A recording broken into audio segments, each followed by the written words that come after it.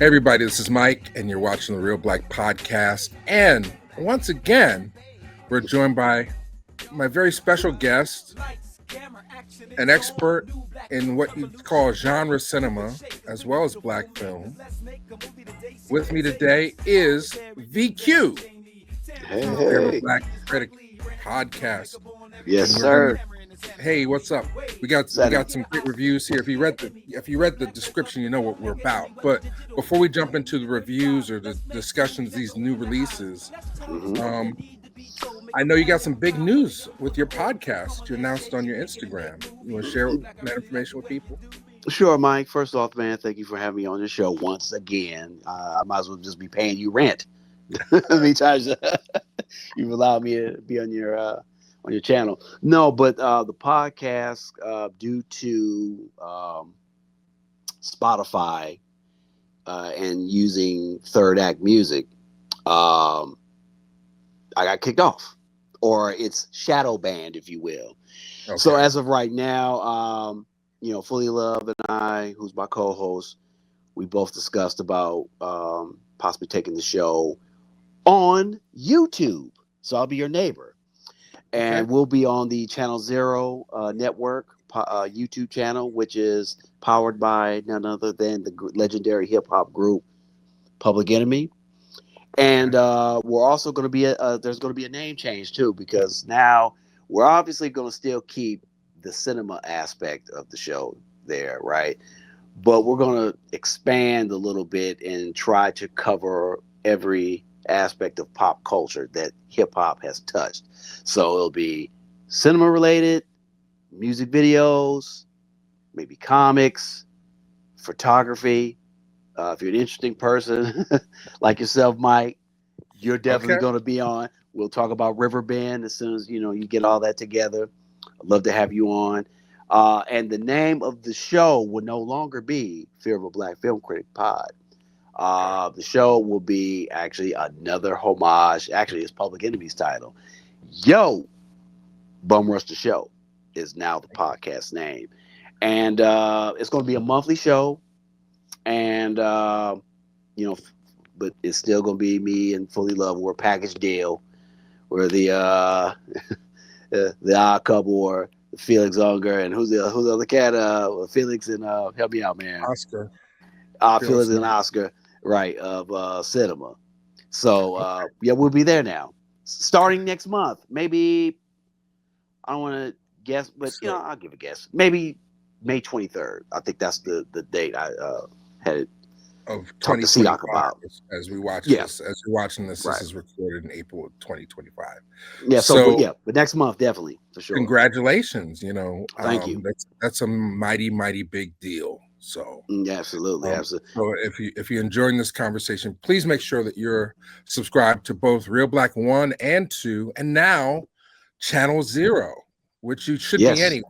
If you're into black culture, music, and things like that, they've been holding it down for quite a while. If you're a fan of Public Enemy, you should subscribe, because it's his PE's channel. But I'd like to, but before, let me thank C-Doc, who made it happen, who gave me the green light. Thanks to Jenny O'Jenny, Flatline, Ultramax 7, and of course, Chuck D. Thank you all for allowing me and Fully Love to grace the YouTube screen, because people have been asking, like, Sean, we don't do Spotify, you need to go to YouTube. So, well, thanks to their policies, we'll now be on YouTube. So I hope you enjoy the show. Fantastic. Yes, so now we come to, I'm trying to think if there's anything I need to announce. I mean, I'm on here all the time. Right. So no breaking news, other than the fact that we've got 2 new movies that have just been released. Our friends at Arrow Video, and they sent it to us. Yes, there we go. I got a little bit. So we got Deep Blue Sea and The Longest Goodnight. Yes, out from Arrow Video in limited edition. With 4K all over the place. Okay, these there we go. 4Ks and Blu-rays. The 4K is sold separately then the Blu-ray edition, right? So depending on what player you have, you don't get a 2 for any on this one. You have to pick what format you want, and then off to the races. So what's great about the fact that these are both coming out at the same time, Vashon, is what they have 2 things in common, right? Yes, Renny Harlin and Samuel L. Jackson. Yeah. So Long Kiss Goodnight came out first with 1999 or something like that. Yeah, run there. 98, 99. 95. 95. Whoa! 95. 95 from New Line, and then 99 from Warner. Okay. Deep Blue Sea. So a 5-year gap in the collaborations, but it doesn't seem like that when you watch them back to back as a double feature, which I highly encourage people to do. Get both movies and get that Renny Harlin fix. I didn't realize it was 96, but yeah, actually, no, 95 ish. Well, it says 95 on the packaging, but it feels like it was 96 because I saw it in Philly. Right. I saw it in Philly when I came back from LA. So I think it's 96 this thing dropped. Because Renny Harlin, this was kind of the period where, he's coming off of the pirate movie, I believe, right? Cutthroat Island, yeah. Yeah. That was years before. Yeah. Gina Davis's then Gina wife. Davis. Right. So so the first movie is Long Kiss Goodnight. Really is the second collaboration between director Renny Harlin and his then wife Gina Davis. And before that, I mean, you know this story as well as I do. So stop me if you heard this one before. Feel free to fill in. But Renny Harlin had made a name for himself directing these mega budget action epics like Die Hard 2 and Cliffhanger. And then he sort of hit. Oh, go ahead. Oh, also, but before he started doing action, he was known for doing horror. Right. Because before then, he did a movie called Prison with Viggo Mortensen, and he also did Nightmare on Elm Street Part 4. The Dream and then after that, that's when he merged over into action cinema, Die Hard 2. Well, actually, let me stop. I think Adventures of Fort Fairlane, and then Die Hard 2, if I'm not mistaken. That sounds about right. Right. Right. That sounds about right. And he quickly established himself to be in the ranks of the great action movie directors of the 90s. Right. And so with Deep Blue Sea and Long Kiss Goodnight, it's sort of like the end of his studio era for the most part. For the most part. I mean, he continued to make movies after that, but his zenith comes with these 2 movies, I think. Right. And it was at the time too where you had a lot of guys coming in from Europe directing a lot of action movies. Tony Scott was out the gate. Of course, Ridley was out the gate. Who else was another one?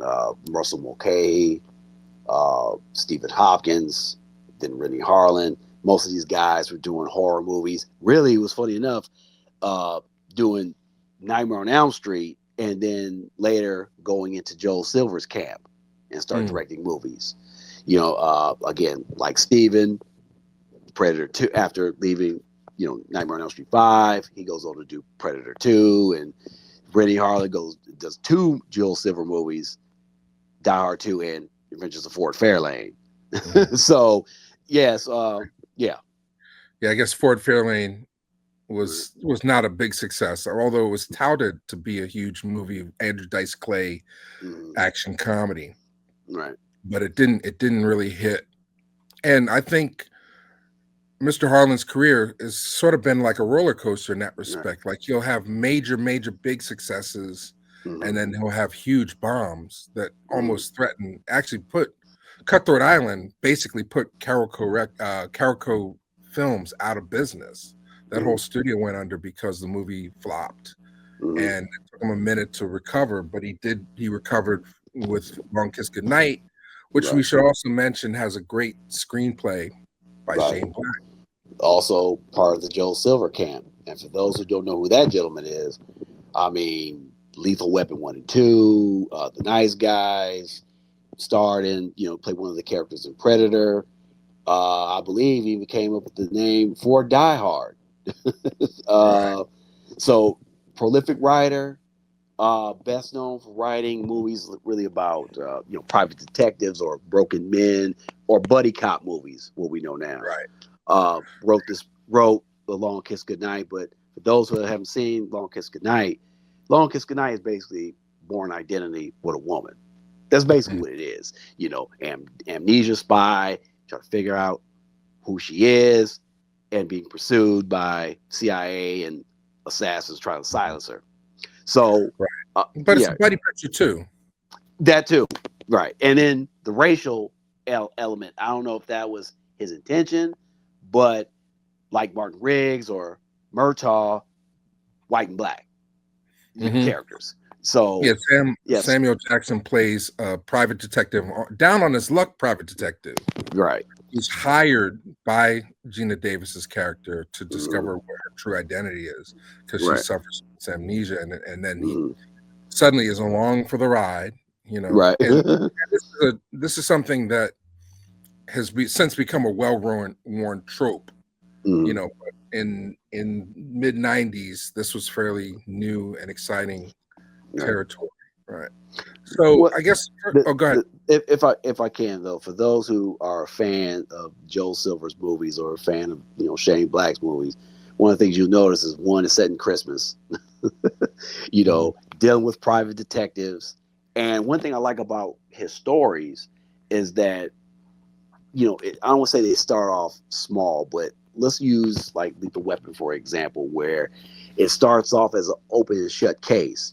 Hooker falls onto a car, and then it's like, oh well, she's on drugs, but no, there's something else going on here. As the story begins to unfold, you see there's CIA involvement, Viet Cong, drugs, all kinds of stuff involved in this case. And that's one thing I like about Shane Black's writing. It's something that as you begin to peel the layers back, there's a much more bigger conspiracy that takes place here. So that's one thing I like about his scripts and a lot of his movies. Oh, also too, The Last Boy Scout. Another Joel Silver Shane Black collab. Right. So directed by Tony Scott. Go ahead. I was excited when they announced these. I signed up for them right away. I hadn't seen these movies literally since they came out. I mean, even though Long Kiss Goodnight is one of my favorites, if you know anything about me, like when I see a movie once and I love it, I don't want to see it again. I don't want to ruin the experience that I had the first time seeing it. But Long Kiss Goodnight was just one of those blasts. And so same with Deep Blue Sea. I remember being in the theater. I remember key moments. I remember. And I wanted to have these on my shelf. My shelf. How do these movies hold up in your opinion? Okay, real quick. I remember going to see Deep Blue Sea at a little theater down the street from my house, and I have to tell you, I wasn't blown away the first time I watched it. Okay. I was a little disappointed. I was like, here we go, Jurassic Park or Jurassic Shark, basically. Right. Anaconda, Nature Gone Wild type movie, right? It wasn't until I got this, I watched it again, and I said, what the fuck was I thinking? This was good. I actually enjoyed it. Even though my man LL's lines were a little hammy. You ate my bird. We should talk about the cast then. Right. Besides Sam Jackson, you got LL Cool J, Saffron Burrows. Yes. Is the first lead, and then Thomas Jane is the second lead. Right. And and Michael Rappaport, of course, who was in every movie back then. Right. But you know what? This is what they were referred to as probably a programmer. I mean, this is a movie that you know what it is. When you see the trailer, you know it's going to be man versus shark and having to survive, right? In a lot of cases, it's Renny Harlin's other Die Hard, because up until then, remember, he did Cliffhanger, And there's some couple key moments in here that kind of remind me of Cliffhanger. I don't get too nerdy out here on you, Mike. But again, a lot of fun. It was a pleasure watching this again. Yeah, just I went back and actually had a little mini Renny Harlin marathon afterwards. Watch Cliffhanger, a movie that holds up very well. It's one of Stallone's best. So yeah, that's my little take on Deep Blue Sea. Okay. Yeah. And Long Kiss, how does it hold up in your opinion? Well, you know, this is going to be my favorite. Okay. Mike, and for those of you who don't know, Mike and I, we have mad discussions about action cinema. He's not an action guy, but I am a fan of action cinema. I'm a big fan of stuff like, you know, Robert Ludlum's, Born Identity. I love movies about assassins. And this was really good, man. Again, Samuel Jackson is hilarious. Some of the clothes they put that brother in is hilarious. Samuel Jackson just kills it. In fact, I was still a movie. You know, yeah. Charles Woods, he calls him the damsel in distress of the film. He's constantly being endangered, so Charlie Baltimore can go and save her. Oh, Charlie Baltimore became a rap name after a while. Yeah, right? yeah. No, it still is. Shout out to Charlie. Philadelphian. Yeah. Charlie, yeah. Philadelphia. Yeah, for those who don't know, the rapper Charlie Baltimore took her name from Long Kiss Goodnight. Okay, so people that are watching, they want to cut to the chase. Hurry up, Mike. I can hear him. I can see him texting. Okay. Is it worth the money? Is it worth? I mean, they sent us these, as review copies. $40. Is it worth it? Right. The packaging. Long Kiss Goodnight comes in an O card, limited edition. Right. 2 discs. 1 disc is the 4K or the Blu-ray of the movie. The second disc is a Blu-ray of bonus features. Right. It comes with a little, not as extensive booklet as we'll discover in Deep Blue Sea, but it's got a beautiful book. Yeah. With lots of art and what have you, original new artwork, as well as stills from the movie. And it's very collectible. Arrow does a good job always. Right. So, and also too, just again nerding out here for a second, but Brian Cox, who's in this movie, was also in Born Identity series franchise, playing the same type of CIA guy. But yeah, so to answer your question, Mike, if you are a fan of movies like this, I would say it's worth it. Unlike certain Blu-ray boutiques lately who've been slipping, sometimes that movie should have been $40, should have been like $20. No names being mentioned, right? Yes, but sometimes there's some buyer remorse when it comes to collecting, for sure. Right. But yeah, look at this. I mean, if you're a fan of this type of stuff, I say it's worth it. You know, the booklet in here, if I can show it to you, there's Samuel Jackson, Gina. Really good. Yeah, so limited edition contents include the packaging with the reversible sleeve, original newly commissioned artwork, illustrated collector's booklet. Right. Also, postcard and thin ice sticker. So, after they run out of the limiteds, then you'll lose all the special packaging. Look how cool. And if you want to send this out as a Christmas card, I wouldn't advise it. Just keep it. But you have Samuel Jackson's favorite word, which is let's see, upside down. Merry Christmas, motherfucker. So there you go. So a lot of fun and thought was put into the packaging on that one, and I agree. I mean, that was a no-brainer. That would have been on my must-buy list. I mean, the thing about Arrow is kind of funny. Like, sometimes you say, well, wait until there's a sale because it'll be 50% off. Right. A lot of times Arrow limited editions go faster than expected, and they don't make it in time for the sale. So you might want to jump on this stuff if you're a fan. because now we get to Deep Blue Sea in the packaging. We'll talk about the packaging first, and we'll talk about the transfer and whatnot. So, 60-page perfect bound book, which has become sort of an industry standard. Yeah, got splattered blood on it. And let's see, I'm doing it backwards too. Let me see if I can open it. Is this storyboards? They got storyboards in here. Little essays. Of course, a tribute to Sam. I mean, he makes the movie. He made the movie when I don't know if you saw. You said you saw Deep Blue Sea in the theater, and I don't want to spoil anything for anybody, but that Sam Jackson has a scene that took the entire theater by surprise and on a ride. Honestly, I think that's why I was probably upset. I'm pretty sure. Well, obviously he knows because he chose the role, but Sam probably said, "You know what? This is where I got to take this one." Yeah, such and such happens, but it's a good gotcha moment. Exactly. It's his Janet. So, we leave it alone. We won't say any more. Yeah. If you're in the movie, you know what I'm talking about. If you haven't seen the movie, we're not spoiling it for you. But Sam steals the movie along with a couple. Was it 3 sharks that are genetically enhanced to have big brains? Right.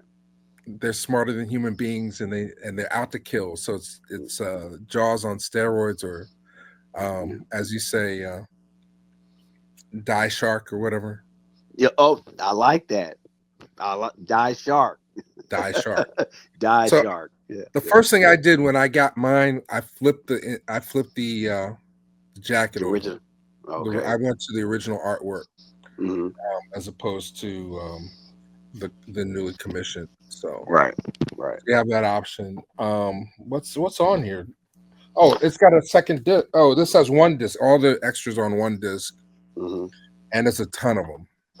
Right, a ton of them. A lot of vintage archival materials about the making of Deep Blue Sea, as well as new interviews with different people that were involved in the cast. And I think it's like 2 or 3 audio commentaries, including a vintage one.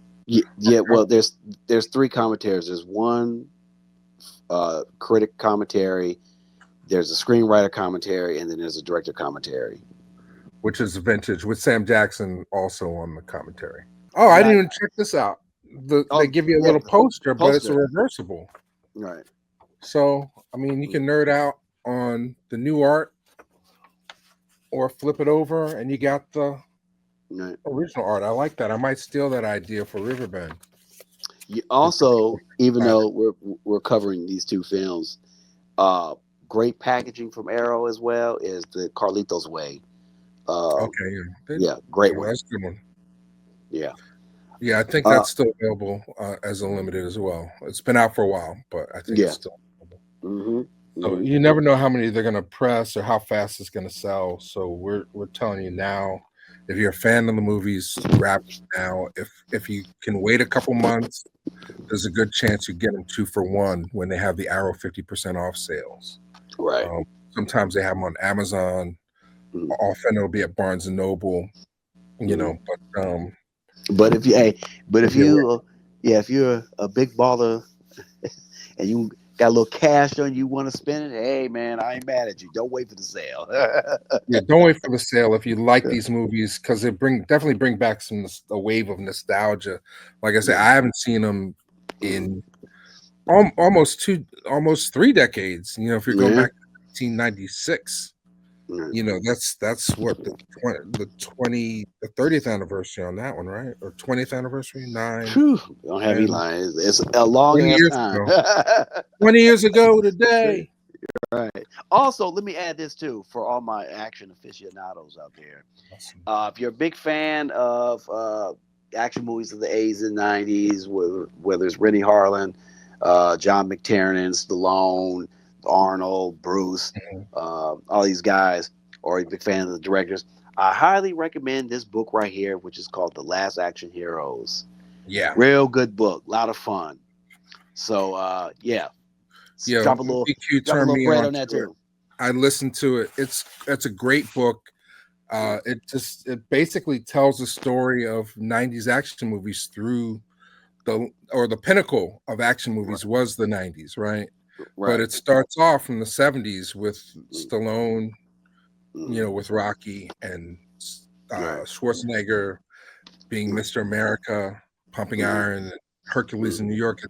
Does a very thorough job of giving their biographies and their rivalries and rises and their falls, their partnerships. It's a really well done book. And I highly recommend it as well. Right. And to Rocky, and then the tons of flops that he had, because he did, Victory, and what was another movie that he had? Fist, Paradise Alley, and Quentin Tarantino, I think, defended that movie. But he didn't really find his stride until that 1982 masterpiece, First Blood, Rambo, and it just took off, changed the game. Oh, by the way, rest in peace, Ted Kotcheff, who directed the first Rambo movie, First Blood. Yeah, rest in peace. And okay, so just to round it out, so I mean, a lot of people want to buy these just for the box. Now, if you already have this, is the 4K worth the upgrade? Yes. The colors pop.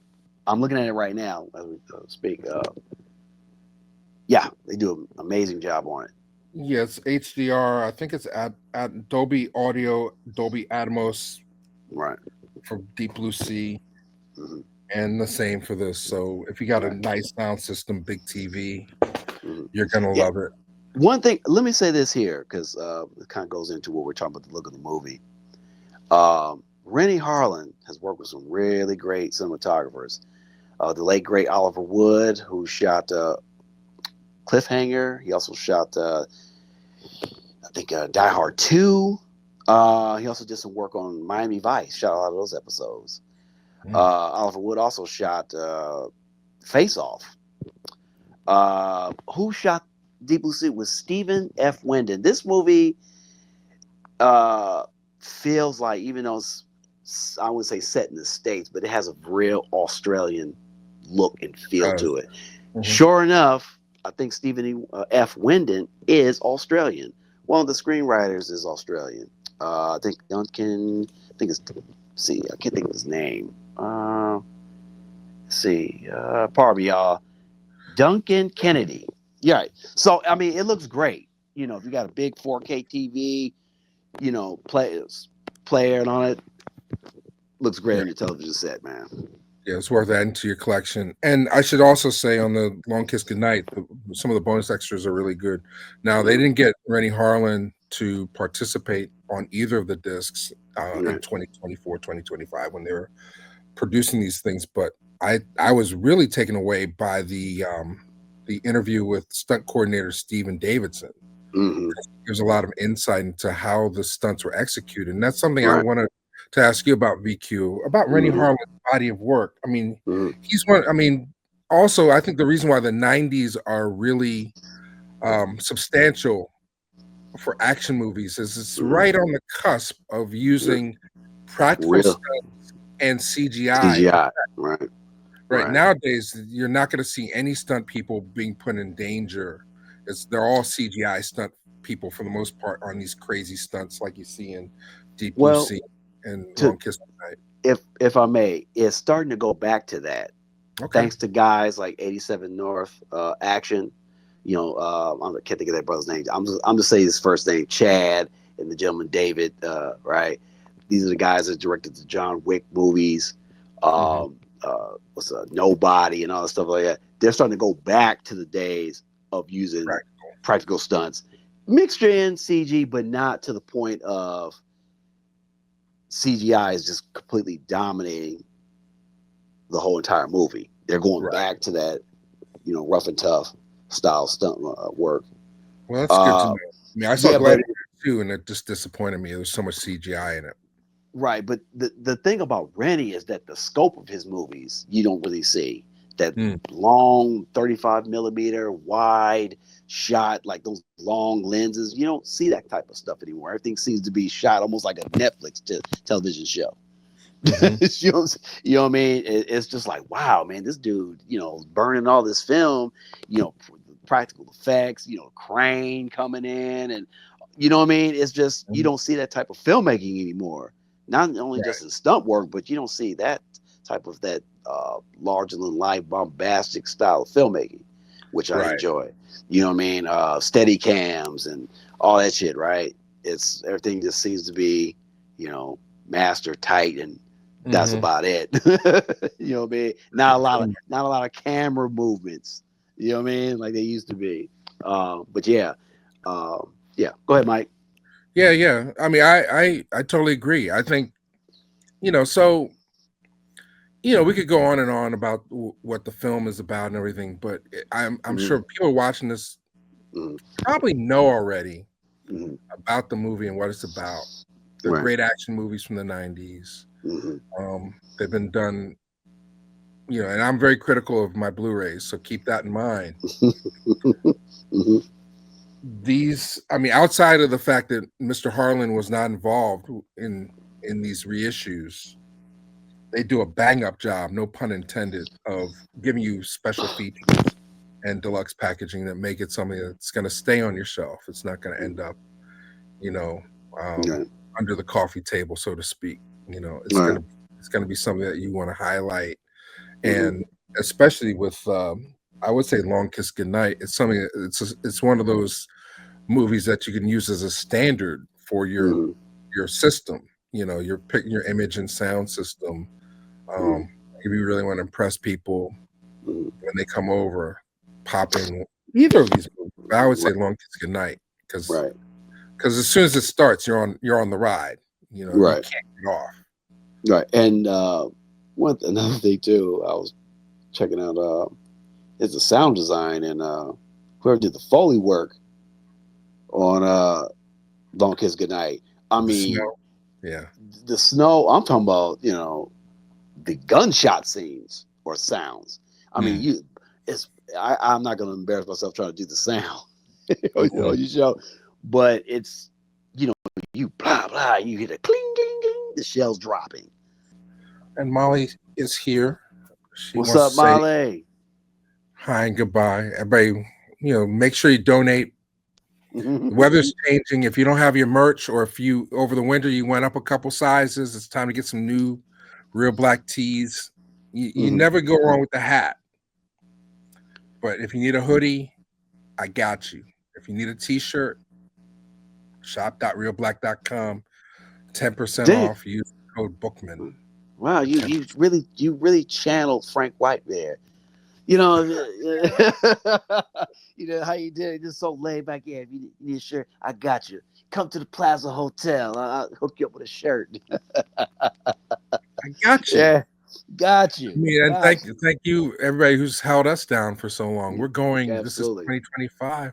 We started on YouTube in 2007. So, if we, God willing, we'll be 20 years old ourselves. Absolutely. And it'll be 30 years for Long Kiss Goodnight. Oh my God, I feel old. Oh my God, I feel old. All right. All right. So thank you once again, VQ. Sir. Yes, sir. For hanging out and sharing your thoughts about these brand new from Arrow, our friends at Arrow, Deep Blue Sea, Long Kiss Goodnight. Absolutely. Yeah, show those again, blah, blah, blah. Get them. Highest recommendation, yes. No 4 BS. stars. 4 stars.